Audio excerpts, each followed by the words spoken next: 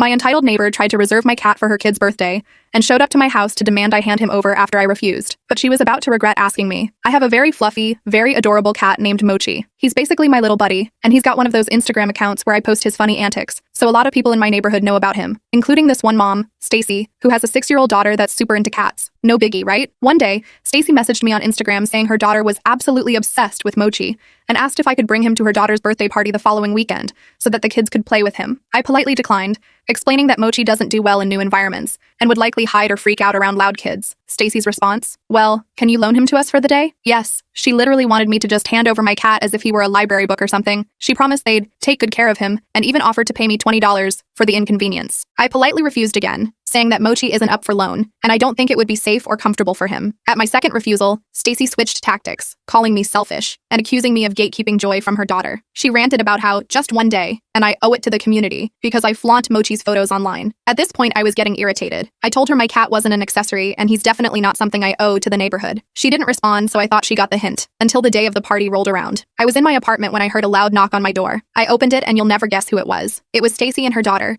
with the girl holding a sparkly cat carrier. Stacy smiled and said, "Hi, we came to pick up Mochi." She acted as if this was going to force my hand, and I'd think I would have no other choice but to hand over Mochi. I was actually stunned at the audacity of this woman, but I certainly wasn't going to give in to her. I told her, "I never agreed to this, and I'm not giving you my cat." Stacy's smile dropped instantly, and she launched into this loud, dramatic rant about how I'm ruining her daughter's special day, and that I shouldn't show off my cat if I don't want to share. Her daughter started sobbing, and Stacy gave me this accusing look, like I've just broken her kid's heart on purpose. I wasn't having any of this and said this was all her fault. If she didn't feel so entitled to another person's things, then her kid wouldn't be a crying mess right now. My neighbor down the hall actually poked her head out to see what was going on, and upon realizing what was happening, told Stacy to get lost, and it was clear that nothing was promised to her. Stacy was fuming at this point and stormed off, but not before yelling, "I'll make sure everyone knows how selfish you are." Later, I found out from mutual friends that she spread a story around the neighborhood that I baited her daughter with Mochi, only to withhold him out of spite. No one really believed her, and my neighbor backed me up because she had heard everything. Now she's become the neighborhood pariah, and if you're seen with her, you're deemed crazy. She's lost her friends as a result of this and has isolated herself. The only time she's out is when she drops her daughter off at school,